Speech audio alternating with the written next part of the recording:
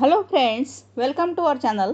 Friends, आज आपण पाहणार आहोत मृत्यूपत्र रजिस्टर केले तर ते आपण कोर्टामध्ये कोणत्या कारणास्तव चॅलेंज करू शकतो, किंवा मृत्यूपत्र साधे जर असेल, फक्त कागदावर लिहिलेले असेल, तर ते सुद्धा आपण कोर्टात कोणत्या पद्धतीने चॅलेंज करू शकतो, त्याचे ग्राउंड्स कोणते असतात आणि रजिस्टर मृत्यूपत्राचे कोणकोणते फायदे असतात, मृत्यूपत्राबद्दल संपूर्ण माहिती आपण या व्हिडिओमध्ये पाहणार आहोत. की मृत्यूपत्र रजिस्टर असेल तर काय होऊ शकते, किंवा अनरजिस्टर असेल तर काय होऊ शकते, आपण कोर्टात कोणत्या ग्राउंडवर दोन्ही मृत्यूपत्र चॅलेंज करू शकतो, याबद्दल आपण लीगल प्रोसिजर काय आहे ते सर्व माहिती आपण या व्हिडिओमध्ये पाहणार आहोत. तर चला पाहूया विल म्हणजेच मृत्यूपत्राबद्दल संपूर्ण माहिती. आता अनेक लोक स्वकष्टार्जित प्रॉपर्टीचे मृत्यूपत्र करत असतात, की ज्यामुळे आपली प्रॉपर्टी आपल्याला आपल्या मृत्यूनंतर ज्या व्यक्तीला द्यायची इच्छा आहे त्याच व्यक्तीला ती मिळून जाते. परंतु आपण ही गोष्ट नेहमीच पाहत असतो की एखाद्या व्यक्तीने अनोंदणीकृत मृत्यूपत्र बनवलेले असते, म्हणजे साध्या कागदावर लिहिलेले असते. मग अशा अनोंदणीकृत मृत्यूपत्रामुळे ज्या व्यक्तीच्या लाभामध्ये ते मृत्यूपत्र करून ठेवलेले आहे त्या व्यक्तीला कोणकोणत्या कायदेशीर अडचणींना तोंड द्यावे लागते. म्हणजे अनरजिस्टर्ड मृत्यूपत्र असेल तर त्याला कोणत्या कोणत्या अडचणी येतात.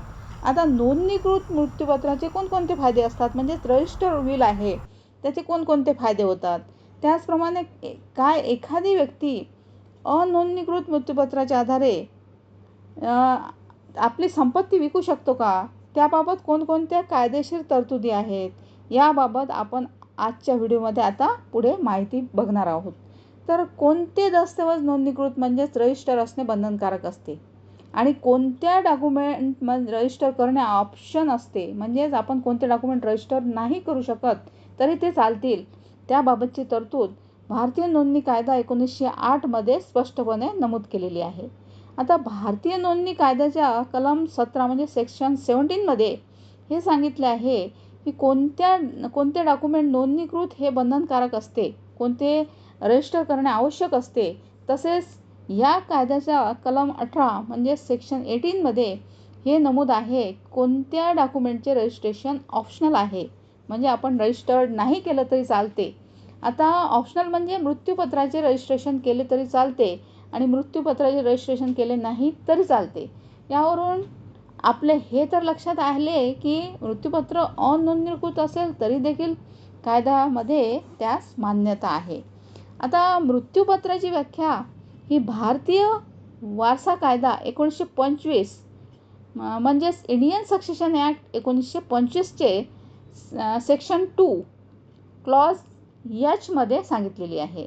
आता मृत्यूपत्र म्हणजे एखाद्या व्यक्तीने त्याच्या प्रॉपर्टी संबंधाने वारसा हक्काचे नियोजन केलेले असते, की ज्या व्यक्तीला ती प्रॉपर्टी त्याला त्याच्या मृत्यूनंतर द्यायची आहे ती व्यक्ती.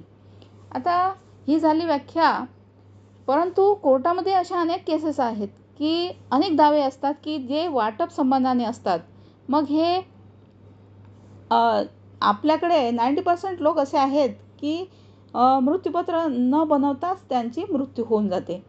आता सर्वच अनोंदणीकृत मृत्यूपत्र आव्हानित होतात. तसे पाहायला गेलं की नोंदणीकृत मृत्यूपत्र देखील कोर्टामध्ये आव्हानित होतात, परंतु अनोंदणीकृत म्हणजेच रजिस्टर केलेले नाहीत असे मृत्यूपत्र आव्हानित होण्याचे प्रमाण जास्त असते, आणि त्यांचे वारस कोर्टामध्ये वर्षानुवर्षे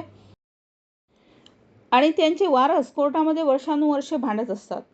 त्याचबरोबर 1 ते 2% लोक असे असतात की ते मृत्यूपत्र बनवतात आणि ते मृत्यूपत्र रजिस्टर करत नाहीत.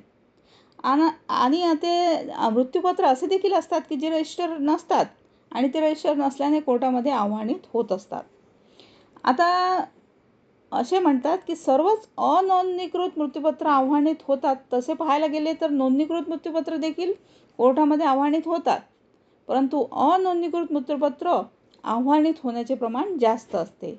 आता सर्वप्रथम हे पाहणे गरजेचे आहे की मृत्यूपत्र कोणकोणत्या कारणांमुळे आव्हानित होऊ शकते, म्हणजे कोर्टात आपण कोणत्या कोणत्या ग्राउंडवर विल चॅलेंज करू शकतो. तर ते ग्राउंड पाहूया. पहिले कारण म्हणजे लॅक ऑफ एक्झिक्युशन, म्हणजेच मृत्यूपत्र निष्पादित केल्याच्या बाबतीत माहिती नसते. समजा रमेश आणि सुरेश दोघेही आपल्या वडिलांसोबत एकच घरात राहतात. जे काही घरात घडत असते ते दोघांनाही माहिती असते.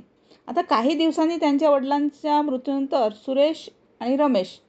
सुरेश रमेशला सांगतो की वडिलांनी मृत्यूपत्राने संपूर्ण प्रॉपर्टी त्याच्या नावे करून दिलेली आहे. आता या ठिकाणी रमेशला त्या मृत्यूपत्राचा एक्झिक्युशनबद्दल काहीच माहिती नसल्याने रमेश ते मृत्यूपत्र कोर्टामध्ये आव्हानित करू शकतो. दुसरे कारण म्हणजे lack of intention of testator, म्हणजेच अगोदर सांगितलेल्या उदाहरणामध्ये असे समजून चालूयात की सुरेश वडिलांच्या हयातीमध्ये आणि रमेशच्या उपस्थितीमध्ये वडिलांना अनेक वेळा त्यांच्या लाभामध्ये मृत्यूपत्र करून द्या असे सांगतो. परंतु त्याच्या वडिलांनी प्रत्येक वेळेस त्यास नकार दिला. तर त्याच्या वडिलांच्या मृत्यूपत्राला नकार होत आहे स्पष्ट लक्षात येते. अशातच त्याच्या वडिलाचा मृत्यू झाला आणि सुरेश असे म्हणत असेल की त्याच्या लाभामध्ये मृत्यूपत्र करून दिलेले आहे, तर ते निश्चितच आव्हानित होण्यास योग्य आहे. म्हणजे ते आपण कोर्टात चॅलेंज करू शकतो या ग्राउंडवर. तिसरे कारण म्हणजे मृत्यूपत्र करणाऱ्याची शारीरिक स्थिती व्यवस्थित नसेल तरी देखील ते मृत्यूपत्र आव्हानित होऊ शकते. आता वरील उदाहरणांमध्ये समजून चालूयात की सुरेशच्या वडिलांना शरीराच्या उजव्या भागाचा पक्षाघात म्हणजेच पॅरालिसिस झालेला होता आणि त्यावेळेस मृत्यूपत्र झालेले आहे. आता मृत्यूपत्र पाहून हे लक्षात येते की मृत्यूपत्रामध्ये सुरेशच्या वडिलांची सही आहे. तर अशा वेळेस हे स्पष्ट लक्षात येत आहे की मृत्यूपत्रावर अन्य व्यक्तीने सह्या केलेल्या आहेत. कारण ज्या व्यक्तीला पॅरालिसिस झालेला आहे तो व्यक्ती नीटपणे सही करू शकत नाही.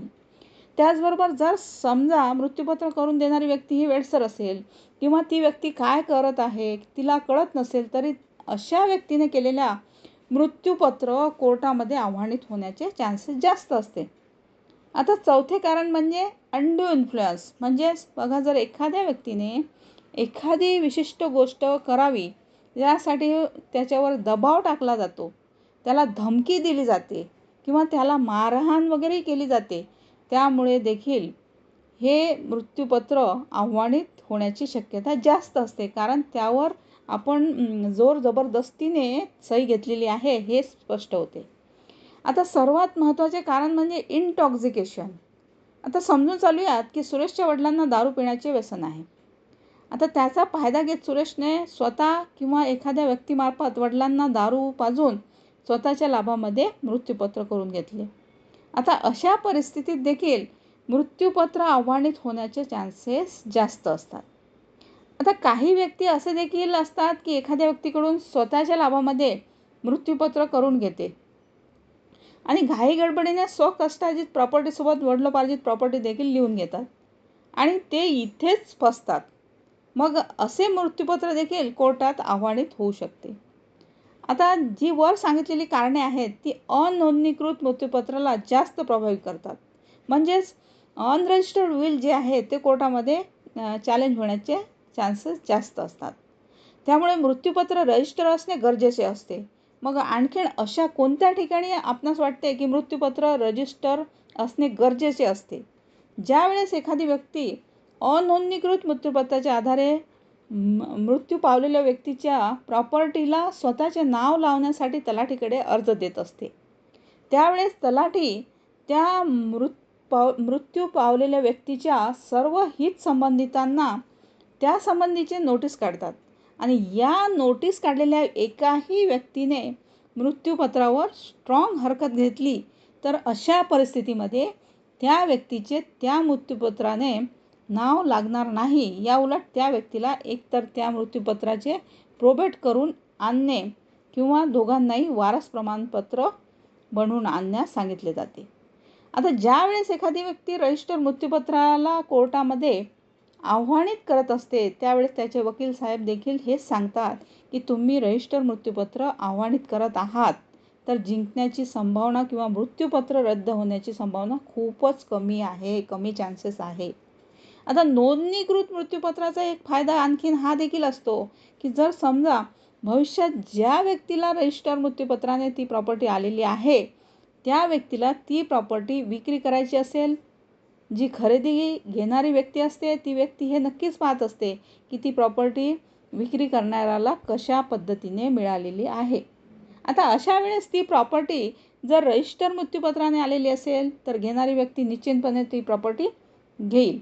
परंतु जर ती प्रॉपर्टी अनोंदणीकृत मृत्यूपत्राने आलेली असेल तर निश्चितच ती प्रॉपर्टी खरेदी घेणारी जी व्यक्ती आहे, खरेदी करून घेणारी, त्याबाबत भविष्यात काही लिटिगेशन निर्माण होईल या भीतीने कदाचित ती प्रॉपर्टी घेणार नाही, टाळाटाळ करेल. आता हे देखील आपण पाहूया की रजिस्टर मृत्यूपत्राचा सर्वात मोठा फायदा हा असतो की समजून चालूयात की तुमच्याकडे रजिस्टर मृत्यूपत्र आहे आणि काही कारणाने ते तुमच्याकडून हरवले आहे किंवा फाटले आहे किंवा जळून गेलेले आहे, म्हणजेच तुमच्याकडे ते नोंदणीकृत मृत्यूपत्र नाही आणि तुम्हाला त्या आधारे तुमच्या नावाची नोंद सातबारा उतारावर लावायचं असेल तर तुम्ही ज्या रजिस्टर ऑफिसला तो दस्त करून घेतलेला होता तिथे त्याची दुय्यम प्रत म्हणजेच डुप्लिकेट कॉपीसाठी सुद्धा अर्ज दिला तर ते तुम्हाला ती कॉपी मिळेल. आता परंतु मृत्यूपत्र अनोंदणीकृत असेल आणि तुमच्याकडून ते हरवले असेल तर तुम्हाला त्यासाठी पश्चाताप करण्याशिवाय काही पर्याय राहणार नाही. आता शेवटी तुमच्या सर्वांना प्रश्न पडणारा महत्त्वाचा प्रश्न की रजिस्टर मृत्यूपत्र कायदेशीर असते का, अनरजिस्टर मृत्यूपत्र कायदेशीर असते? तर मृत्यूपत्र भारतीय नोंदणी कायद्याचे कलम 18 अन्वये रजिस्टर असले तरी चालेल आणि अनरजिस्टर असले तरीही चालेल. फक्त अडचण त्याच वेळेस येते तेव्हा ते कोर्टामध्ये चॅलेंज केले जाते. त्यामुळे जर तुम्हाला अशा अडचणींपासून किंवा कोर्ट केसेसपासून स्वतःचा बचाव करायचा असेल तर रजिस्टर मृत्यूपत्र कधीही चांगले. प्रत्येक वेळेस प्रत्येकाने रजिस्टर मृत्यूपत्राला रजिस्टर करणे आवश्यक आहे. आता मृत्यूपत्र कोणीही करावे, फक्त ते रजिस्टर करावे आणि अनरजिस्टर अनरजिस्टर जे विल असते ते आपल्या मागे शिल्लक असणाऱ्या वारसांमध्ये भांडणे, कलह